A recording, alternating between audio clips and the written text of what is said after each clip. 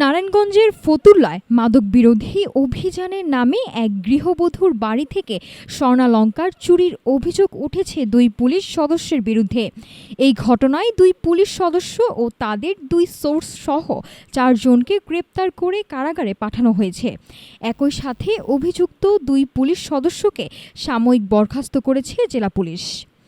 মাদক বিরোধী অভিযানের আড়ালে খোদ আইনশৃঙ্খলা রক্ষাকারী বাহিনীর সদস্যদের বিরুদ্ধেই উঠল চুরির গুরুতর অভিযোগ।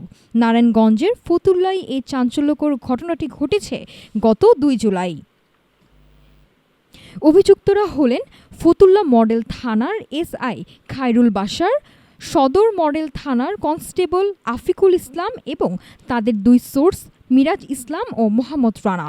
ভুক্তভোগীর মামলার পর ইতিমধ্যেই তাদের 4 জনকে আদালতের মাধ্যমে কারাগারে পাঠানো হয়েছে। জেলা পুলিশ জানায়, গত 2 জুলাই শহরের জামতলা ধোপাপট্টি এলাকায় সুমা আক্তার নামের এক নারীর বাড়িতে মাদক উদ্ধারের নামে সাদা পোশাকে হানা দেয় তারা। কর্তৃপক্ষের কোনো অনুমতি ছাড়াই দুই সোর্সকে সঙ্গে নিয়ে এই অবৈধ অভিযান চালান ওই দুই পুলিশ কর্মকর্তা।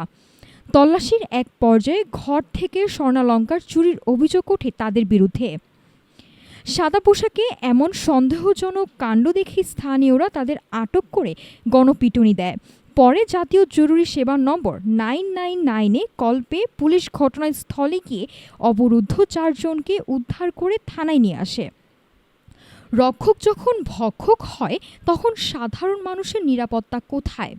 এমন প্রশ্নই এখন ঘুরপাক খাচ্ছে স্থানীয়দের মাঝে।